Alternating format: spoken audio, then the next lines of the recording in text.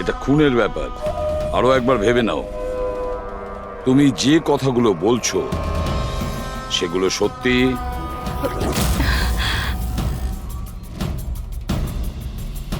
Sir আপনি, আমাদের মনে হচ্ছে না এই ব্যাপারটা সত্যি। আপনার মনে হওয়া না হওয়াতে কিছু এসে যায় না। যখন আপনাকে কিছু জিজ্ঞাসা করা হবে তখনই বলবেন। হতে পারে ও সত্যি বলছে, কি জানি। আমি পাগল নই, আমি সম্পূর্ণ সুস্থ। আমি বলছি তো আপনাদের, আশিকা বৌদি নিজেই বলেছে বৌদি নিজে দাদাকে খুন করেছে। বৌদি, বৌদি, দাদা, আশিকা বৌদি, বৌদি, বৌদি, বৌদি, বৌদি, থ্যাংক গড বৌদি, বৌদি, বৌদি, এইসব হলো কি করে? কে করেছে এইসব? মরে গেছে বকুল, ঝামেলা শেষ, মেরে দিয়েছে, সব শেষ, মেরে দিয়েছি।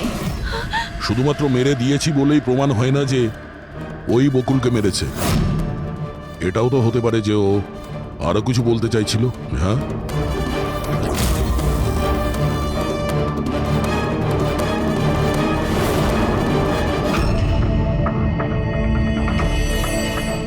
একটা কথা বলো, বকুল যখন খুন হয় তখন তোমরা সবাই কোথায় ছিলে? কোথায় ছিলে তোমরা? আমি আর নিতিন তো এক বন্ধুর বিয়েতে খান্ডালা গিয়েছিলাম। কীর্তির ফোন এলো আর আমরা তাড়াতাড়ি চলে এলাম। আমার বিজনেস মিটিং ছিল হোটেল কিটসে। ওখানে একজন ক্লায়েন্টের সঙ্গে ডিনার ছিল। নিতিনের ফোন পাওয়া মাত্র আমি এখানে চলে আসি। আর আপনি কীর্তি, আপনি কোথায় ছিলেন? আমি তো বাইরে গেছিলাম। কীর্তি বাইরে গিয়েছিল, কাকাবাবু ক্লায়েন্টের সঙ্গে মিটিং এ ব্যস্ত ছিলেন, আর আপনারা দুজন খান্ডালা গিয়েছিলেন। আর সেই সময় বকুল আর আশিকা বাড়িতে একাই ছিল, তাই তো?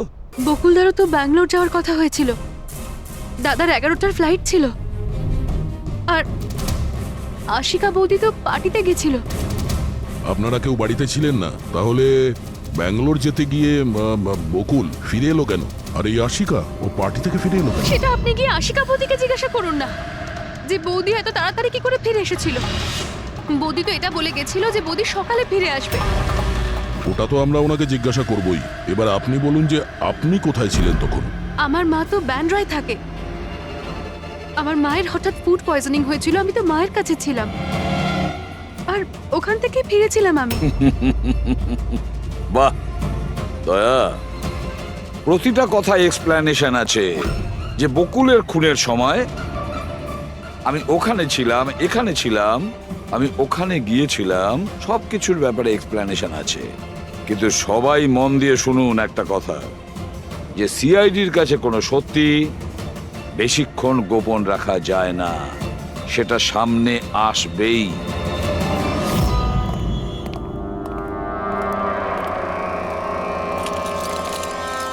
হ্যাঁ, অভিজিৎ, পুরো বডির মধ্যে কাঁচের টুকরো গেঁথে ছিল। আরে হ্যাঁ স্যার, টেস্ট করেও দেখেছি স্যার, এখানে যে রক্তটা আছে সেটার কোথাও নেই স্যার। একটা কাজ করো, বাড়িটাকে খুব ভালো করে তল্লাশি করো, দেখো কিছু না কিছু প্রমাণ নিশ্চয়ই পাবে, তাই না?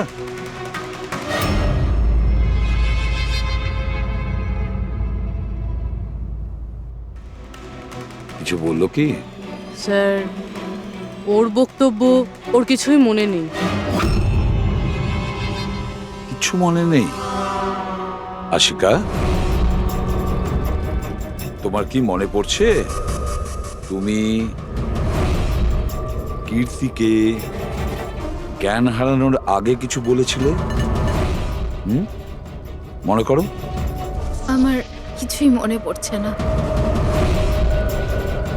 মনে করার চেষ্টা করো। কীর্তি বলছিল যে বকুলের খুন তুমি করেছো, এরকম তুমি নিজে ওকে বলেছো। কীর্তি মিথ্যে কথা বলছে, বকুলকে আমি মারিনি।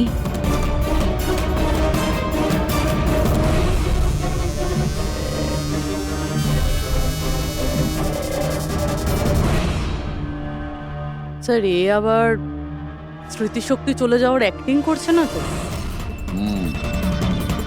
হতে পারে, কারণ বকুল এখানে রক্তাক্ত অবস্থায় পড়ে রয়েছে আর ওর মাথায় সামান্য একটু আঘাত, ব্যাস অজ্ঞান হলো কি করে?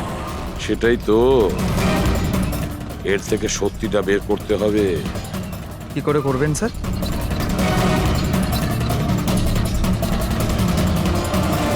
সত্যি কথাটা বলিয়ে নেব নার্কো টেস্টের মাধ্যমে।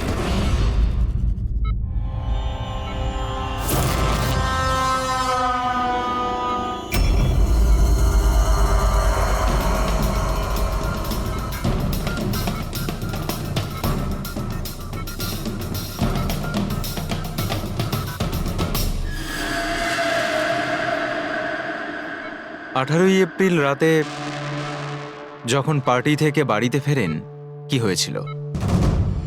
আমি বাড়িতে ঢুকলাম, বকুল চিৎকার করছে। তারপর কি হয়েছিল?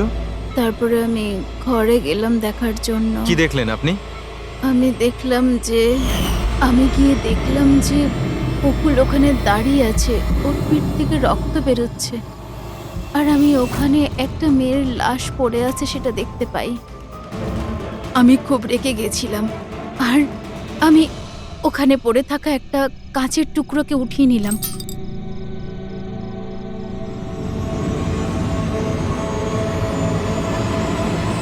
আর আমি বকুলকে মেরে দিলাম, আর তখনই আমি আমার ঘাড়ে একটা প্রেশার অনুভব করলাম। তারপরে আমি বেহুশ হয়ে পড়ছিলাম। বেহুশ হওয়ার আগে আমি দরজার সামনে একজন মানুষকে দেখতে পাই। কেউ একজন অরেঞ্জ কালারের জ্যাকেট পরেছিল। পুরুষ ছিল না মহিলা? একটা লোক। আচ্ছা, তারপর ও কি করলো? ও আমার কাছে আসছিল, মনে হয় আমাকে মারতে চাইছিল। আচ্ছা আশিকা, তুমি ওখানে কোনো মহিলার লাশ দেখতে পেয়েছো? হ্যাঁ, দেখেছিলাম। মহিলার লাশ? ওখানে তো আমরা কোনো মহিলার লাশই পাইনি। স্যার, আমরা তো বকুলের মার্ডারের তদন্ত করছি, এর মধ্যে আবার নতুন কেস এলো কোথা থেকে? কোন মহিলার লাশ? কে ছিল ওই মহিলা? আমি মনে করতে পারছি না, সবকিছু ধোঁয়া ধোঁয়া লাগছে। আচ্ছা, এ আমাদের বোকা বানাচ্ছে না তো? বুঝে উঠতে পারছি না এ কোন মহিলার কথা বলছে, কোন মহিলার কথা বলতে চাইছে। আশিকা, তুমি বকুলকে কেন মেরেছো? কেন মেরেছো বকুলকে? ঠিকই হয়েছে যে ও মরে গেছে।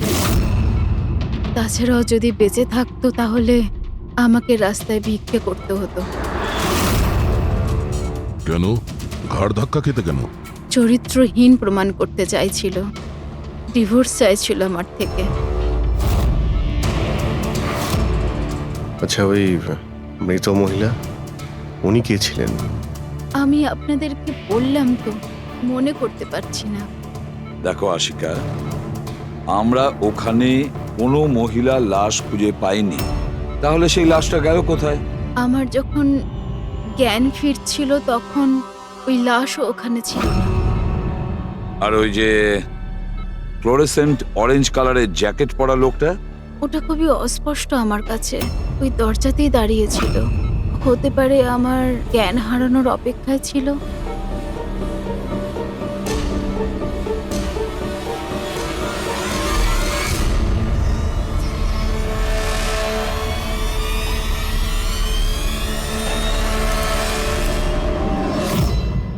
এখন আশিকা ওটাই বলছে যেটা ওর মনে হচ্ছে, কিন্তু টেস্টে আশিকা সবটা সত্যি বলেছে।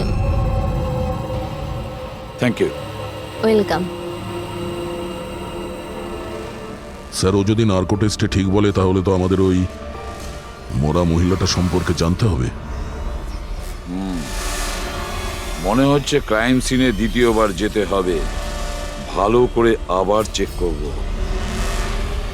কোনো না কোনো প্রমাণ তো নিশ্চয়ই আমরা পাবো। স্যার এই মেশিন কি কিছু স্পেশাল?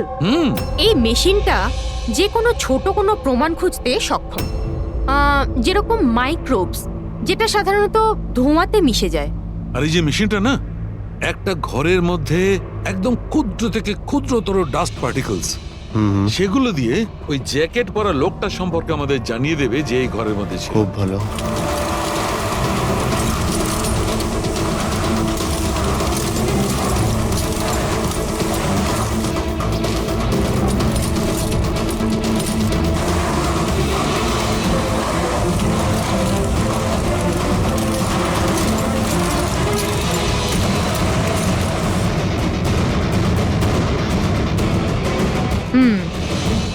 এই দেখুন, যেটা আমাদের নজর এড়িয়ে গিয়েছিল সেটাই মেশিনটা খুঁজে দিল।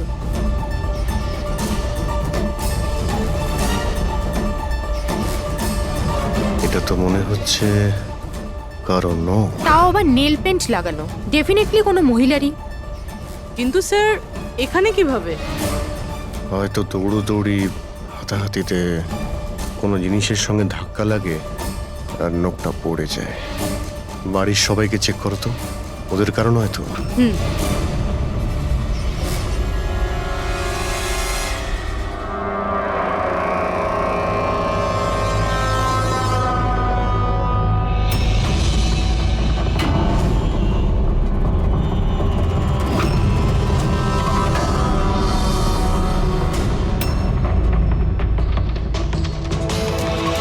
স্যার হ্যাঁ, ওই বাড়ির তো কারণ নয়, হয়তো ওই মহিলার হবে যার লাশ আশিকা দেখেছিল। তাই তো মনে হচ্ছে।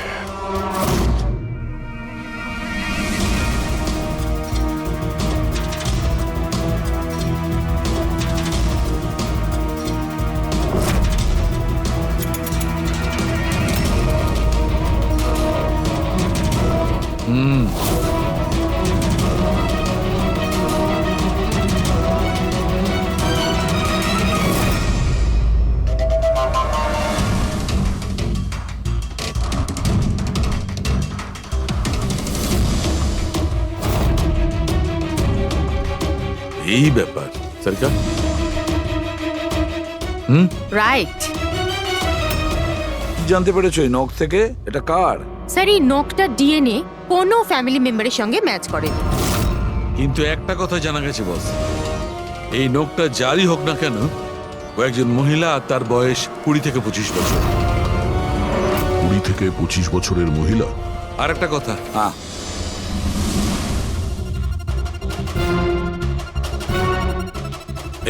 এই যে ছোট্ট ছোট্ট সাদা টুকরোগুলো দেখতে পাচ্ছ, এটা বলতে পারো যে হাই পার্সেন্টেজ অফ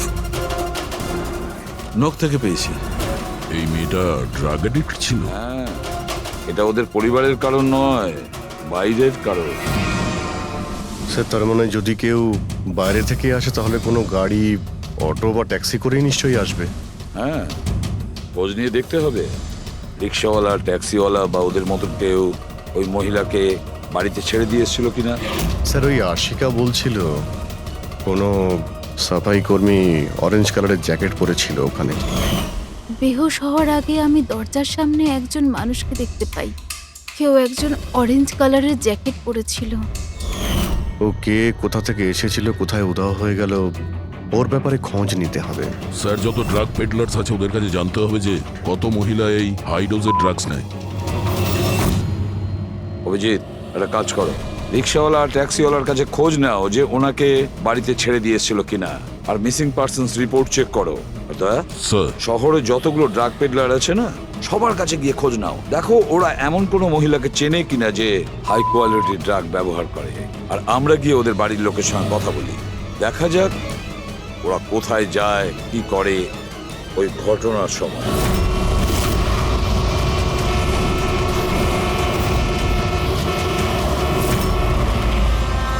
তোমাদের অ্যাসোসিয়েশন থেকে জানতে পেরেছি যে 10 তারিখ মানে পরশু রাতে তুমি শান্তিনিবাস বাংলোতে কোনো মেয়েকে ড্রপ করেছিলে। হ্যাঁ স্যার, ছেড়েছিলাম। তখন টাইম কত ছিল মনে আছে স্যার, তোমার? প্রায় 1টা নাগাদ, ওই বাংলোতেই। স্যার, ও নেশার ঘরে ছিল আর বারবার ওর স্বামীকে গালি দিচ্ছিল। আচ্ছা, হ্যাঁ স্যার।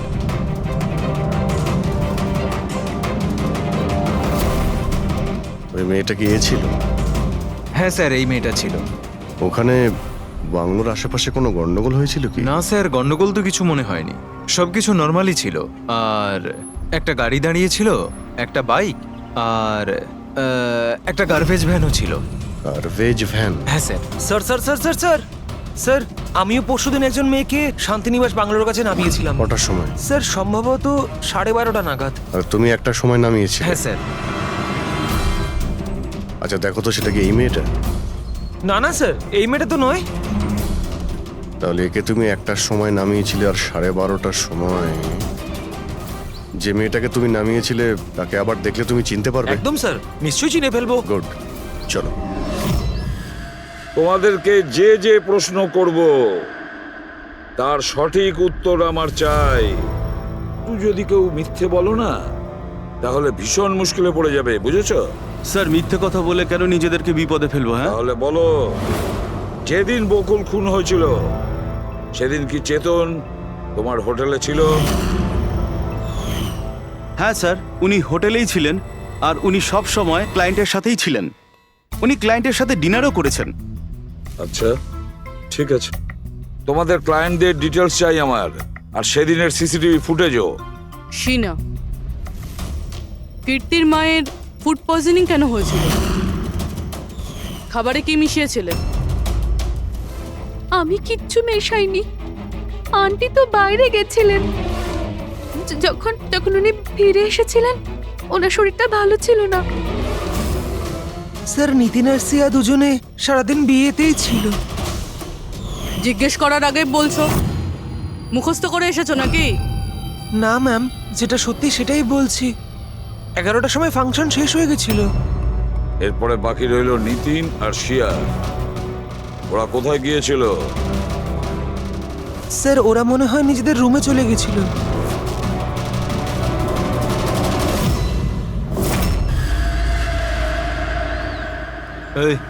এই মাল কোথায় পাওয়া যাবে?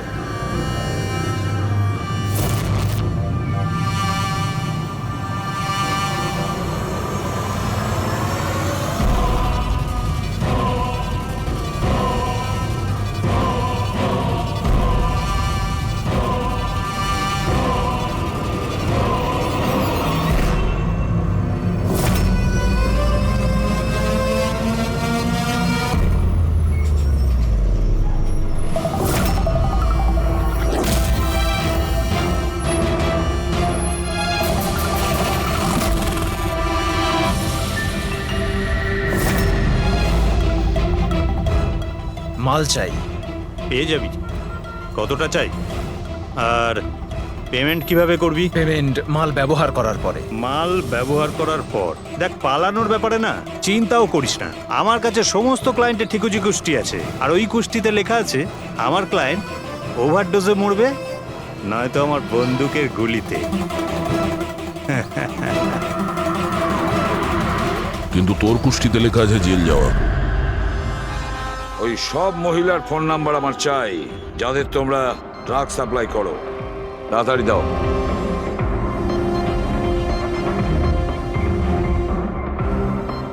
পুরবি, দেখো তো একটু কল করে এই সব নম্বরে। দেখো কেউ আবার উধাও হয়ে যায়নি তো।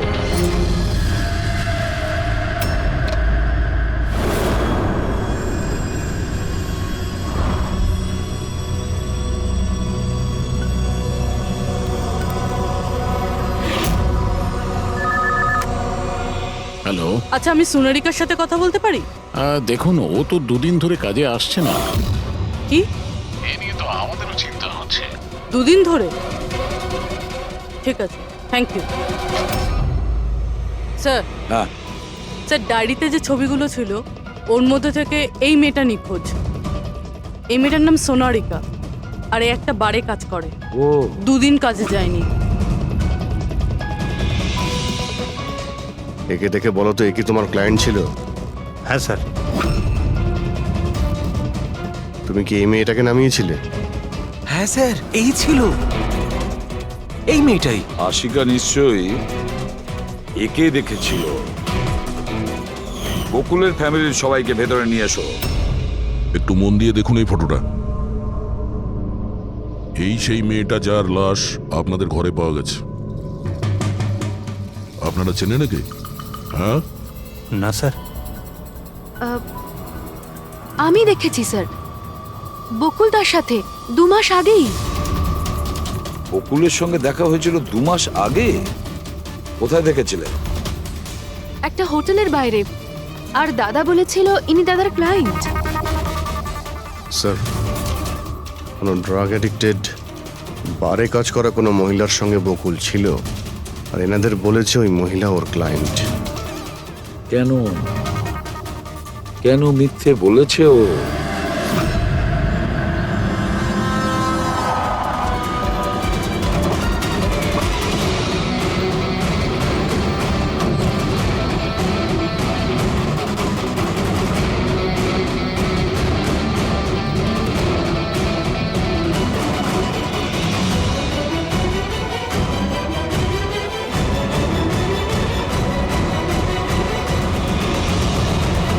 আচ্ছা, সোনারিকা এখানেই কাজ করতো না? আগে হ্যাঁ, এখানেই কাজ করতো।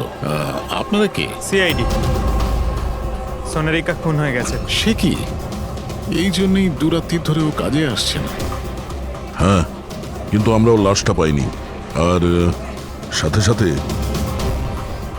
এই এর নাম বকুলেও খুন হয়েছে। আমরা এটা জানতে চাই যে সোনারিকার সঙ্গে এই বকুলের কি সম্পর্ক ছিল? সম্পর্ক কি ছিল তা তো জানি না, তবে হ্যাঁ, এই লোকটা কখনো কখনো আমাদের বারে ওকে নিতে আসতো। এই ব্যাপারে আরো কিছু খবর আপনাদের তেজি দিতে পারবে স্যার। এই তেজিটাকে? স্যার, এই হলো তেজি। তেজি, সোনারিকা তোমার বন্ধু। এটা বলো যে এই লোকটার সঙ্গে সোনারিকার কি সম্পর্ক ছিল? স্যার, সোনারিকার সাথে বকুলের অ্যাফেয়ার চলছিল। বকুল ওর সমস্ত এক্সপেন্সিভ খরচগুলো দিত, কিন্তু ওর বকুলের বিরুদ্ধে সবসময় কোনো না কোনো অভিযোগ থাকতো। ঠিক কিরকম বলো তো? ওই তো, যেমন ধরুন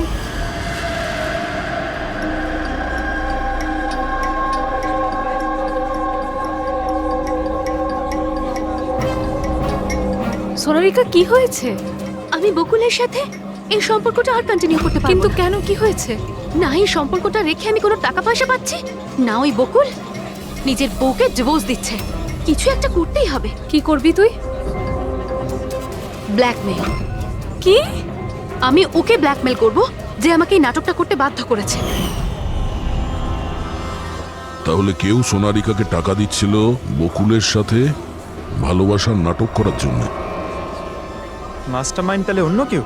হ্যাঁ, আর ওই মাস্টার মাইন্ডই প্ল্যান করে এই সোনারিকা আর বকুলকে মেরে দিয়েছে। কিন্তু আশিকার ওখানে আসা প্ল্যানের মধ্যে ছিল না।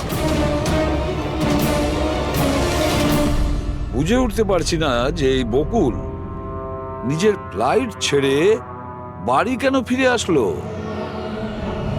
আর স্যার, খুনি যদি বকুলের গার্লফ্রেন্ডকে মারতেই চেয়েছিল, তাহলে অন্য কোথাও মারতে পারতো। ওই বাড়িতেই কেন মারতে গেল? হতে পারে খুনি প্রথম থেকেই জানতো যে বকুলের বাড়িতে কেউ নেই, সেই কারণেও মিথ্যে কথা বলে সোনারিকাকে ওখানে ডেকেছে, আর সেই সময় বকুল আর আশিকা ওখানে পৌঁছে গেছে।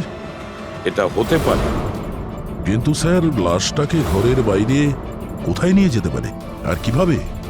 কারণ বকুলের বাড়ির সমস্ত গাড়ি তো আগে থেকেই বাইরে ছিল। উনি যদি চাইতো তাহলে লাশটাকে টুকরো করে ওর সুটকেসে নিয়ে যেতে পারতো, বা লাশটাকে টুকরো করে প্লাস্টিকে ভরে ডাস্টবিনেও ফেলে দিতে পারতো। ওই যে ডাস্টবিনগুলো আছে না বাইরে।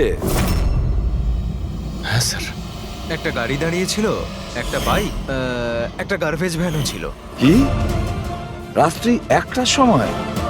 রাত্রি 1টার সময় বাংলোর বাইরে ময়লার গাড়ি দাঁড়িয়ে ছিল? তার মানে স্যার এই খুনটা প্ল্যান করা ছিল।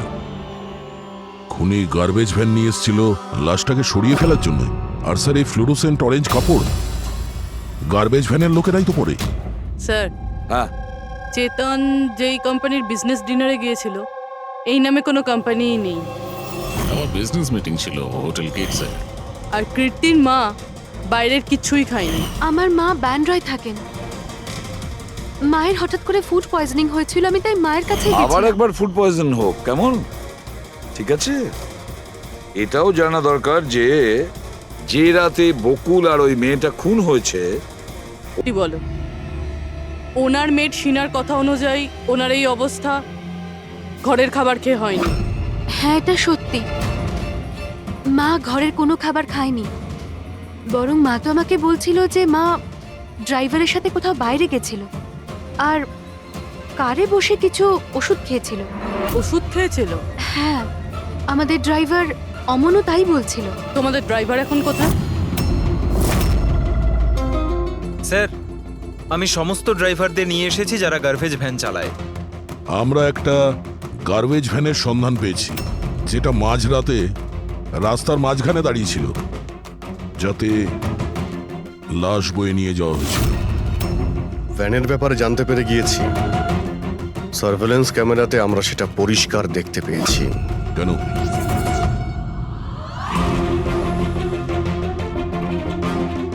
তুমি না ওই ভ্যানের ড্রাইভার? না না স্যার, আমি কিছুই জানি না।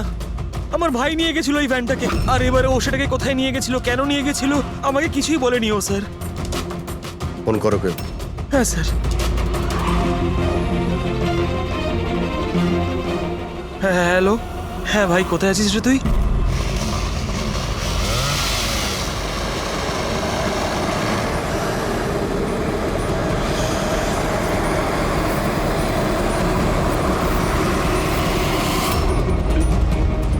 কি ভাই, কেমন আছেন?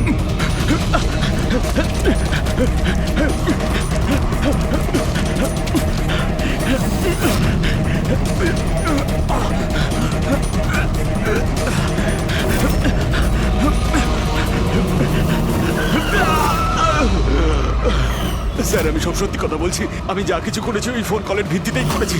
বকুল স্যারের বাংলো থেকে কল করেছিল। কে ফোন করেছিল বকুলের বাংলো থেকে? আমি তো তাকে কখনো দেখিনি, শুধু গলার স্বর শুনেছিলাম। মহিলা ছিল না পুরুষ? স্যার, কখনো কখনো মহিলার গলার স্বরেও ফোন আসতো, আর কখনো পুরুষেরও।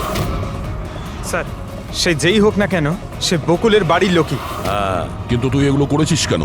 কেউ ফোনে কিছু বলে দিল তুই করে দিবি? হ্যাঁ স্যার, আমাকে লোভ দেখানো হয়েছিল যে আমার 5 লাখের দেনা শোধ করে দেওয়া হবে যদি ওনার কথা আমি শুনি। তো স্যার, আমি লোভে পড়ে গিয়েছিলাম স্যার। আমি কোনো খুন করিনি স্যার, আমি শুধু লাশটার একটা ব্যবস্থা করেছিলাম স্যার। লাশ কোথায়?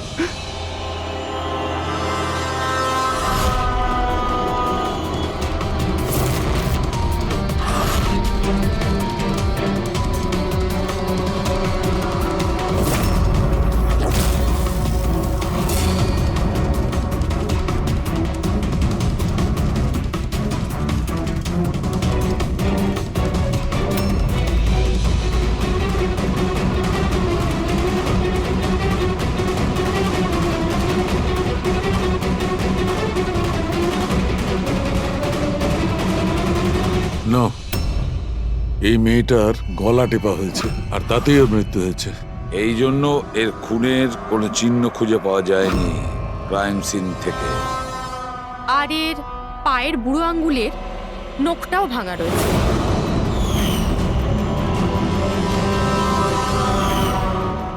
আর ডক্টর, এগুলো কি? এই যে হলুদ হলুদ দাগ? এটাই তো এই কেসের সবচেয়ে বড় সূত্র। চলুন সবাই দাঁড়িয়ে যান। দাঁড়ান। আর কত জিজ্ঞাসাবাদ করবেন আপনারা? সবই তো বলে দিয়েছি আমরা। এবার আর কোনো জিজ্ঞাসাবাদ করব না। হ্যাঁ, আপনাদের প্রত্যেকের নার্কো টেস্ট হবে।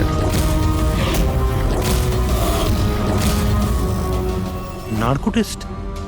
কিন্তু কেন? কারণ আপনাদের মধ্যে কেউ যে সত্যিটা বলছে না। আপনাদের কাছে কোর্টের পারমিশন আছে এই নার্কো টেস্টের জন্য?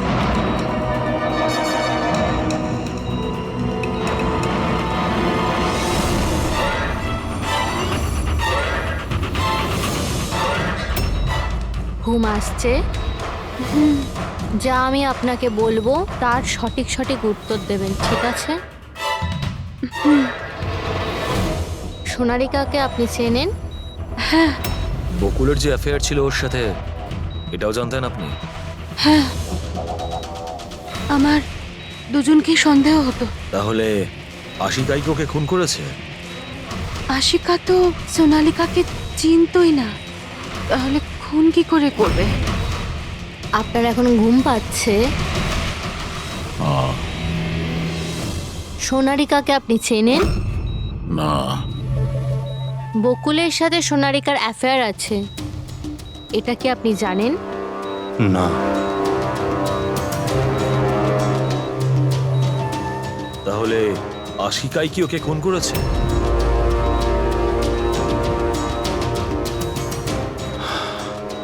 আশিকা সোনালীকে চিনত, আর এই আশিকাই বকুল আর সোনালীকে খুন করেছিল। ও নিজেই এই খুনের ষড়যন্ত্রটা রচনা করেছিল। আশিকা চালচলন কিছুদিন ধরেই খুব অদ্ভুত লাগছিল। এই কথাটা আমি বকুলকে বলেছিলাম। কি হয়েছে স্যার? কিছুই হয়নি নিতিন, শুধু এটাই বলার ছিল টুথ সিরাম অ্যাপ্লাই করলে মানুষ শুধু এটুকুই উত্তর দেয় যতটুকু তাকে প্রশ্ন করা হয়, এর থেকে বেশি কিছু বলে না। ব্যাপারটা হলো মানুষের ব্রেন নিজের মেমোরি শেয়ার করে, কিন্তু ওপিনিয়ন দেয় না, যেটা তুমি দিয়েছো। এখন সব কথাগুলো সত্যি সত্যি বলে দে, নাহলে তোকে আসল সিরামটা দিতে হবে। আসল সত্যিটা মানে আমরা যে ইঞ্জেকশনটা দিয়েছিলাম ওটা আসল ট্রুথ সিরাম ছিল না, ওটা গ্লুকোজ ইঞ্জেকশন ছিল। হোয়াট? তোমাকে আমরা আগেই সন্দেহ করেছিলাম, কিন্তু চেয়েছিলাম সব সত্যিটা তুমি নিজের মুখেই স্বীকার করো। নিতিন, সবকিছু তুমি খুব চতুর ভাবে দিয়েছো, কিন্তু মেয়েটার গলায় যে হলুদ রং লেগেছিল না, সেটাই তোমাকে ধরিয়ে দিয়েছে। সেই হলুদ যেটা বিয়ের সময় তোমার হাতে লেগেছিল। এই যে হলুদ রঙের পার্টিকেলস গুলো দেখতে পাচ্ছ, এইগুলো আসলে হলুদ, আর এই হলুদের সঙ্গে আটা আর তেল মেশানো হয়েছিল। আটা, তেল আর হলুদ। মুখে কোনো হলুদ নেই, শুধু এইখানে, এই গলার কাছে। কোথা থেকে আসতে পারে এই হলুদ? স্যার শিয়া বলছিল যে ওরা খান্ডালা গেছিল বিয়ের জন্য, আর ওখানে গায়ে হলুদের অনুষ্ঠানে যুক্ত হয়েছিল ওরা। বকুল 500 কোটির রাজত্ব চালাতো, সেই রাজত্ব যেটা আমি তৈরি করেছিলাম, কিন্তু আমাকেই ওই রাজত্ব থেকে বার করে দেওয়ার চেষ্টায় ছিল। ওর সঙ্গে তুমি কথা বলতে, ওকে বোঝাতে। কথা বলার অনেক চেষ্টা করেছিলাম স্যার, অনেকবার চেষ্টা করেছিলাম, কিন্তু ও শুনতো তবে না। ভাই ছিল আমারও, আমি কখনো মারতে চাইনি ওকে, কিন্তু পুরো রাজত্বটা নিজের নামে করতে চাইছিল। সেজন্য আমি একটা প্ল্যান করলাম। কি প্ল্যান করেছিলে? বকুল আর আশিকার প্রায় প্রতিদিনই ঝগড়াঝাটি হতো। ও আশিকাকে ছেড়ে দিতে চাইছিল। আমি সোনালীকে টাকার লোভ দেখালাম, আর ওকে বললাম যে বকুলের সাথে মিথ্যে ভালোবাসার নাটক করে যাক, আর একদিন সময় হলে ওকে বিয়েও করে নিক। আসলে আমি এই সোনালীর মাধ্যমেই আমার হারানো রাজত্ব ফিরে পেতে চাইছিলাম। কিন্তু ওকে কেন মেরে দিলে? ও তো তোমার সঙ্গই দিচ্ছিল। সেটা প্রথমে স্যার, কিন্তু পরেও আমাকে ব্ল্যাকমেল করা শুরু করলো। আর সেই জন্যই তুমি মেয়েটিকে কায়দা করে বাড়িতে ডেকে নিয়েছো। হ্যাঁ স্যার, সেই রাতে আমি এমন সিচুয়েশন ক্রিয়েট করলাম যাতে কি সমস্ত লোক বাড়ির বাইরে থাকে। আমিও ওয়াইফকে নিয়ে খান্ডালা চলে গেলাম, আর যেই আমার ওয়াইফ ওষুধ খেয়ে শুয়ে পড়লো, আমি সঙ্গে সঙ্গে ট্যাক্সি নিয়ে এখানে চলে এলাম, আর আমনকেও ডেকে নিলাম। সোনালীর ঘরে পৌঁছতেই, দেখো সোনালী, আমার কথাটা বোঝার চেষ্টা করো। যদি এই মাঝপথে তুমি আমার সঙ্গটা ছেড়ে দাও, তো আমার পুরো প্ল্যানটা বানচাল হয়ে যাবে। হয়ে যাক তোমার সব প্ল্যান বানচাল, আমার কিচ্ছু যায় আসে না তাতে। আর এমনিতেও ওই বকুলের প্রতি আমার কোনো ইন্টারেস্ট নেই।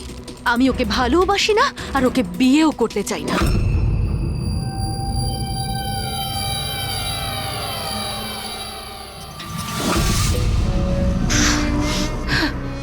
দেখো, যদি তুমি আমাকে সঙ্গ না দাও না, তো খুব পস্তাবে, বলে দিলাম। হুমকি আমি দিচ্ছ তুমি আমাকে?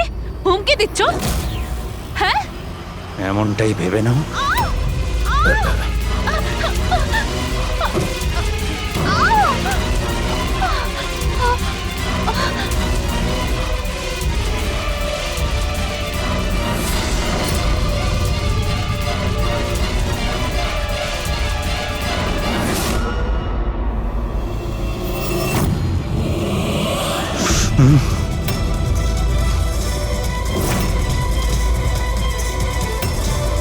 দাদা বকুল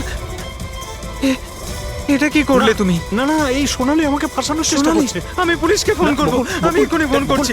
বকুল!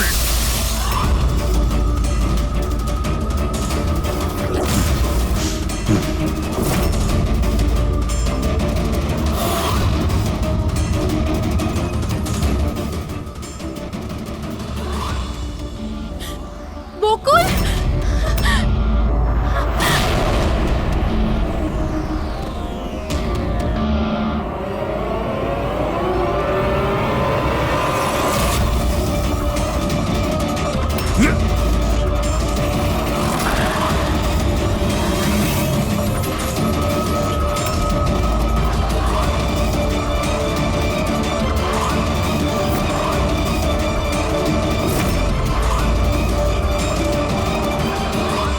আমি অমলকে ফোনে প্রথমেই বলে দিয়েছিলাম সোনালির লাশটা একেবারে সরিয়ে ফেলতে, আর ও